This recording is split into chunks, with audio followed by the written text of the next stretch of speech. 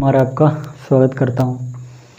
आज दोस्तों हम 1857 की क्रांति पर बात करेंगे और उसमें हम बात करेंगे जो 1857 की क्रांति थी वो क्यों असफल हुई।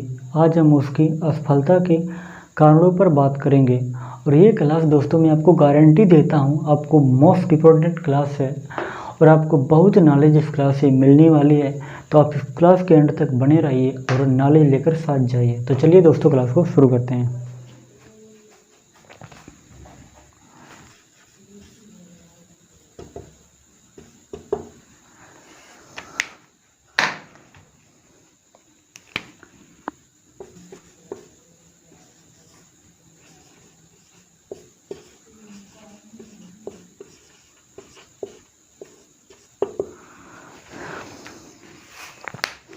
1857 की क्रांति क्यों असफल हुई दोस्तों, अब हम एक एक कारण पर बात करते हैं।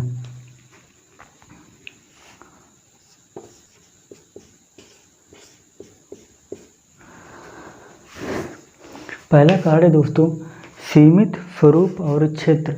यह जो 1857 की क्रांति हुई यह एक बहुत बड़े स्तर पर नहीं फैल सकी, कुछ सीमित क्षेत्र में ही फैल करके रह गई। जैसा आप जानते हैं दक्षिण भारत इस युद्ध से पूरी तरह छूटा रहा। महाराष्ट्र, जम्मू कश्मीर, पूर्वोत्तर भारत ये ऐसे क्षेत्र थे जहां से इस विद्रोह में लोगों ने भाग नहीं लिया था। उत्तर प्रदेश जिसे आज बोलते हैं उत्तर प्रांत में उस समय अनेक छोटे छोटे स्थानों पर विद्रोह हुआ। अन्य स्थानों पर भी विद्रोह हुआ, जैसे मध्य प्रदेश के ग्वालियर वाले क्षेत्र में, राजस्थान के कोटा वाले क्षेत्र में ऐसे स्थानों पर विद्रोह हुआ। लेकिन बहुत सारे ऐसे स्थान छूट गए जहां पर विद्रोह नहीं हुआ।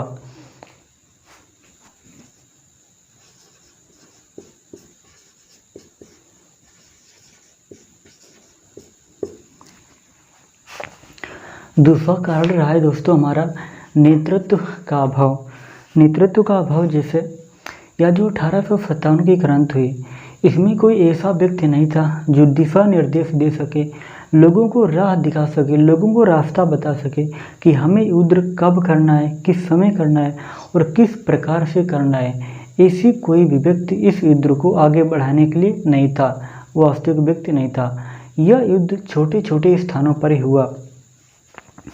जब इसे एक बड़े और व्यापक स्तर पर मुगल बादशाह ने इस क्रांति को आगे बढ़ाने के लिए चाहा तो उन्हें जल्दी गिरफ्तार कर लिया गया।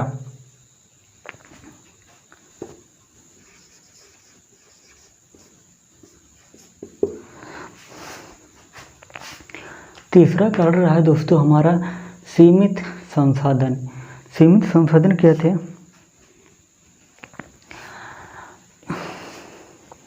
तीसरा कारण रहा है दोस्तों हमारा सीमित संसाधन। भारत में क्या था, भारत में जितने भी लोग विद्रोह में उतरे थे उनके पास परंपरागत हथियार थे। परंपरागत हथियार जैसे तीर, तलवार, भाला, ये उनके पास हथियार थे जिनके द्वारा वो ब्रिटिश वासियों का मुकाबला नहीं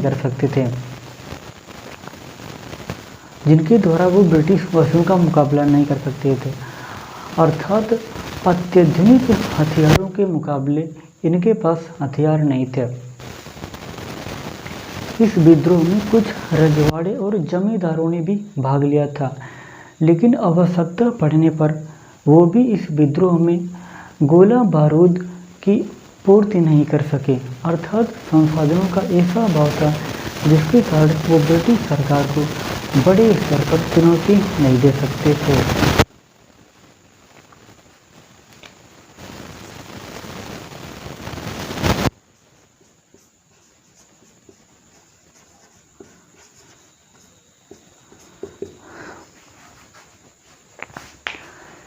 अगला है दोस्तों हमारा कारण संगठन का अभाव। ये लोग विद्रोह तो कर रहे थे लेकिन इनके पास संगठन का अभाव था। जितने भी लोग विद्रोह में कूदे थे किसी को किसी के बारे में जानकारी नहीं होती थी। हमें कब विद्रोह करना है, किस तारीख को करना है, किस समय करना है, कहाँ करना है, किसी को एक दूसरे के बारे में जानकारी नहीं रहती थी और ये लोग विद्रोह कर देते थे। इससे क्या होता था अंग्रेज़ों को विद्रोह को दबाने में बहुत मात्रा में फ़ायदा रहता था।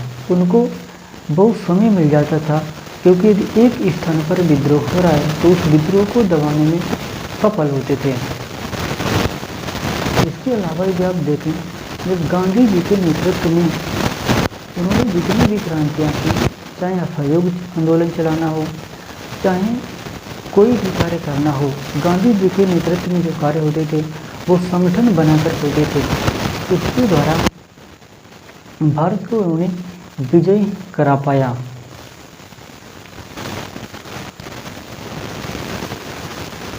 पांचवा कार्ड हमारा दोस्तों है समर्थन का अभाव। समर्थन का अभाव, इसमें बहुत सारे लोगों ने समर्थन नहीं दिया। जैसे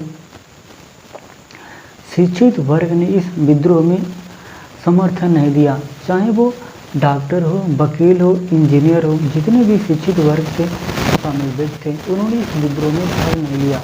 इसके अलावा उन्होंने इस विद्रोह की आलोचना नहीं की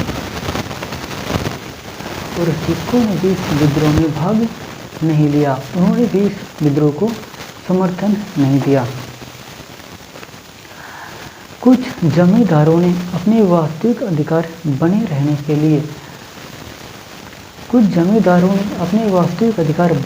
के लिए ब्रिटिश सरकार का साथ दिया।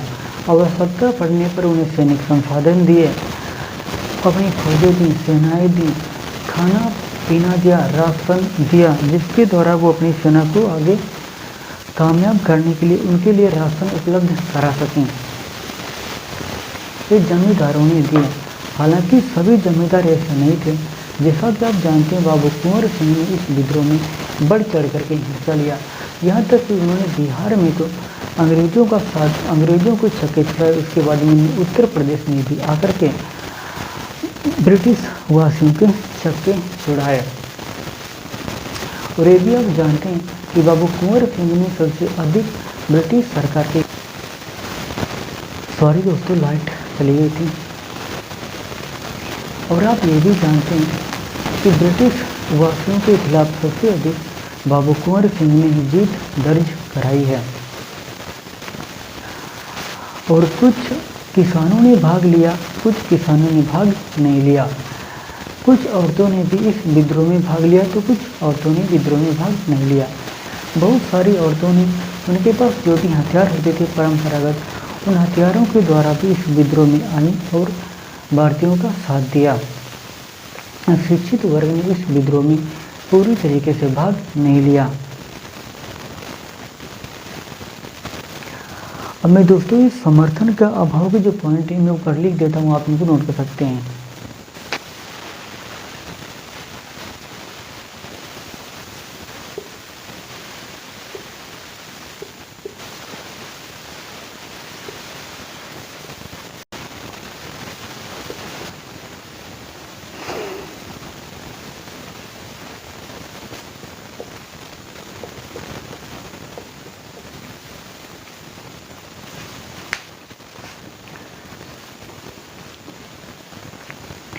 अब हम दोस्तों इसके बाद में बात करेंगे जो हमारा आखिरी पॉइंट है, उद्देश्य की अस्पष्टता का अभाव।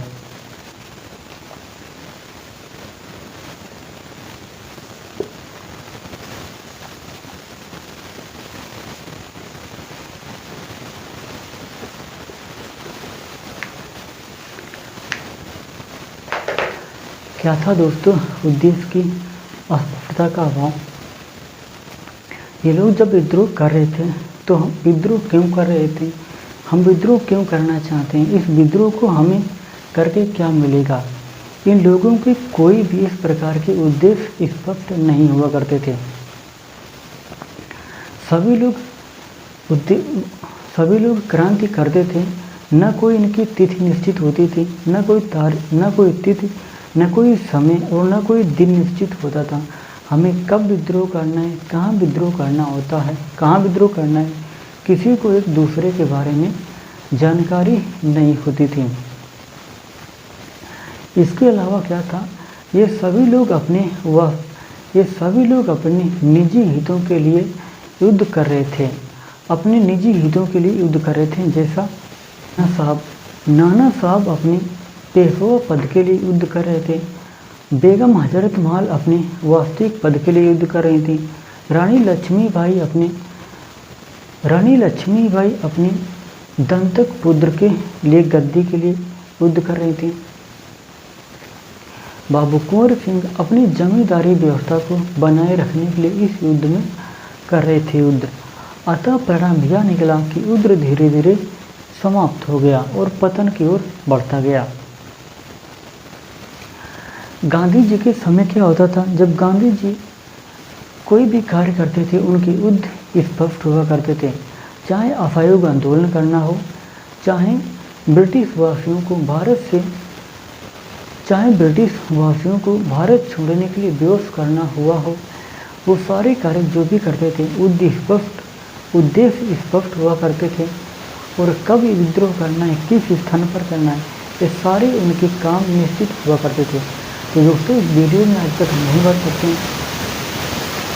यदि वीडियो आपको अच्छा लगा हो तो लाइक करें, अपने दोस्तों में भी शेयर करें और चैनल पर पहली बार हैं तो चैनल को सब्सक्राइब कर लें। तो मिलते हैं आपको नेक्स्ट वीडियो में। आपको नमस्कार।